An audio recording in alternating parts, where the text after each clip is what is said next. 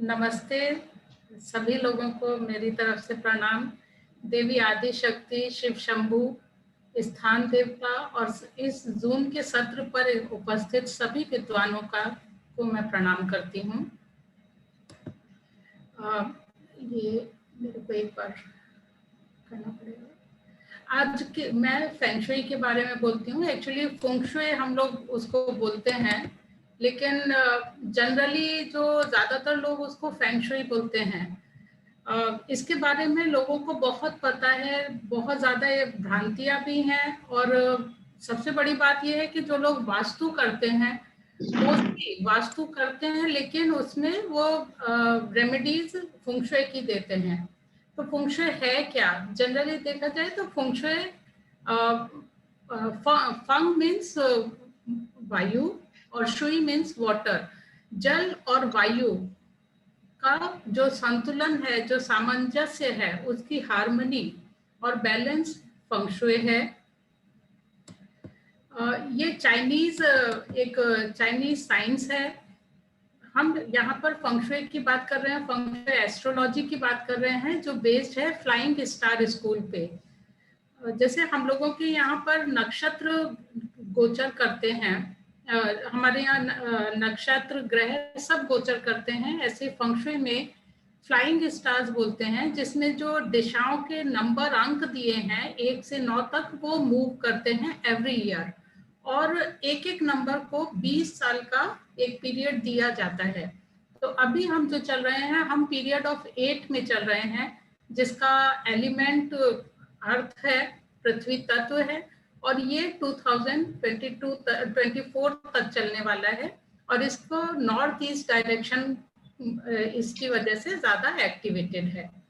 जो flying star school है, हम लोगों ने बहुत कुछ सुना है, बागुआ सुना है, पाकुआ भी बोलते हैं लोग उसको, ताइची सुना है। तो ये जो फेंग शुई है, फ्लाइंग स्टार्स, ये इन 4 प्रिंसिपल्स पे आधारित है। Yin and yang, 5 elements, directions, 8 directions and Lo Shu square. हो सकता है मेरा ये सेशन आप लोगों को थोड़ा छोटा लगे। मेरा एक जनरल, एक छोटी सी जानकारी है, एक छोटा सा इंट्रोडक्शन है टुवर्ड्स फेंग शुई एस्ट्रोलॉजी। तो यिन एंड यांग क्या है? हमारे जैसे भारतीय संस्कृति में, भारतीय सभ्यता में पुरुष और प्रकृति हैं, देवी एंड शिव, पुरुष तत्व और स्त्री तत्व, यही यिन एंड यांग है। इसमें male energies and female energies को बैलेंस करना है।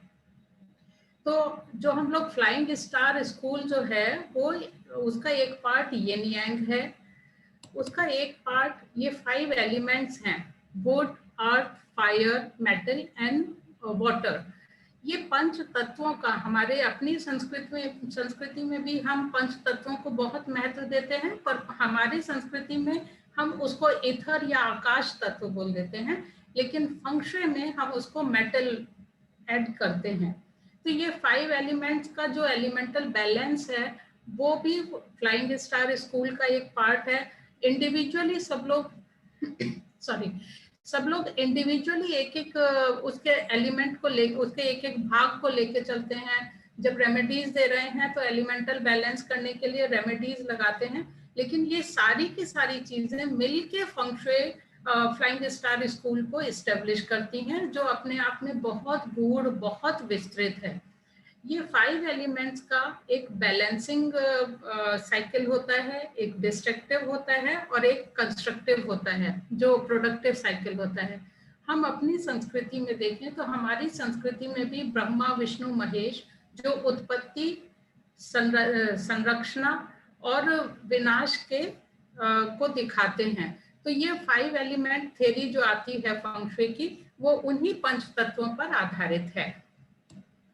हो सकता है आपको थोड़ा सा ये ज्यादा टेक्निकल लगे, लेकिन धीरे धीरे आई एम श्योर आपको इसमें इंटरेस्ट आएगा।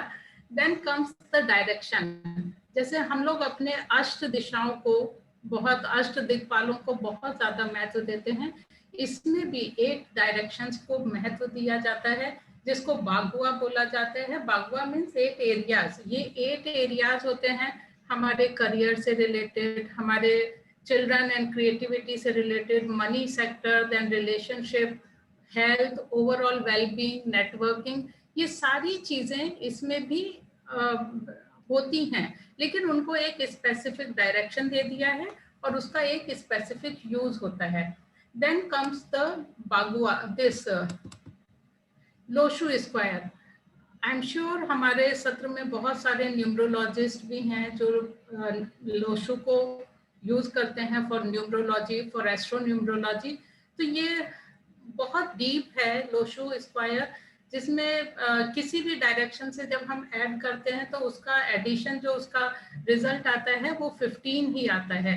और 15 इज हमारे जो जैसे हम अमावस्या से लेके पूर्णिमा तक, देन पूर्णिमा से लेके अमावस्या तक 15 दिन का जो पक्ष होता है, कृष्ण पक्ष और शुक्ल पक्ष, उसी हिसाब से ये ल्यूनर साइकिल को गवर्न करता है। अब यहाँ पर फंक्शुई की बात करने का ये मतलब है कि फंक्शुई में हर साल फ्लाइंग स्टार्स चेंज होते हैं। तो 2021 जो हमारा ये ईयर चल रहा है, ये ईयर ऑफ ऑक्स है। जैसे साइन ऑफ जोडियक होते हैं, 12 राशियां होती हैं, वो 12 राशियों की तरह ही फंक्शुई एस्ट्रोलॉजी में 12 एनिमल साइंस होते हैं, जिनको जो एक एक एनिमल एक एक साल का प्रतिनिधित्व करता है। तो 2021 ऑक्स, जो बैल जिसे बोलते हैं, उसका ईयर है। और इसमें सबसे अच्छी बात यह है कि 4 या 5 नेगेटिव एरियाज होते हैं और 4 और 5 पॉजिटिव एरियाज होते हैं। तो इसमें हमें क्या करना होता है, पॉजिटिव एरियाज को हम एलिमेंटल बैलेंस करते हैं। वो ना भी करें तो कम से कम एटलीस्ट वी नो कि नेगेटिव एरियाज कौन से हैं। वो नेगेटिव एरियाज का अगर हम ध्यान रखते हैं अपने घरों में, उन जो डायरेक्शन है जो नेगेटिव एरिया में आ रहे हैं इस साल के लिए, एवरी ईयर इट चेंजेस, तो उन एरियाज को अगर हम रिनोवेशन ना करें, उनको हम शांत छोड़ें, तो बहुत हद तक हमको हेल्थ रिलेटेड, हमको थेफ्ट रिलेटेड, ये सब चीज़ों का सामना करने में सहायता मिलती है, क्योंकि हम उन जो जोन्स हैं उनको क्वाइट छोड़ देते हैं। जो पॉजिटिव एरियाज हैं वहां पर हम एलिमेंटल बैलेंस करते हैं। सपोज नॉर्थ अगर पॉजिटिव एरिया है और नॉर्थ में हमने last year for flying stars के हिसाब से अगर कैंडल इंट्रोड्यूस की थी, तो अब इस ईयर में हम वहां से कैंडल हटा लेंगे, क्योंकि वहां पर एलिमेंटल इम्बैलेंस हो जाएगा।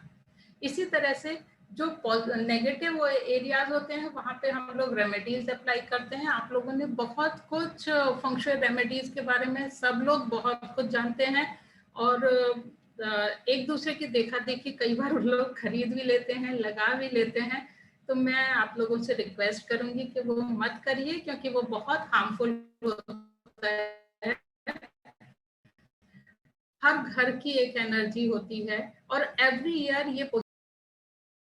आशा है आपको ये जो वीडियो है वो पसंद आया होगा, इसमें दी गई जानकारी आपको पसंद आई होगी। अगर आपको ये वीडियो पसंद आया तो एक बार इसको लाइक और शेयर जरूर कर दीजिए, और इस चैनल को अब तक अगर आपने सब्सक्राइब नहीं किया है तो प्लीज इस चैनल को सब्सक्राइब कीजिए, जिससे हम आने वाली वीडियो की जानकारी आपको तुरंत दे सकें। नमस्कार, जय गुरुदेव, नमो निखिल।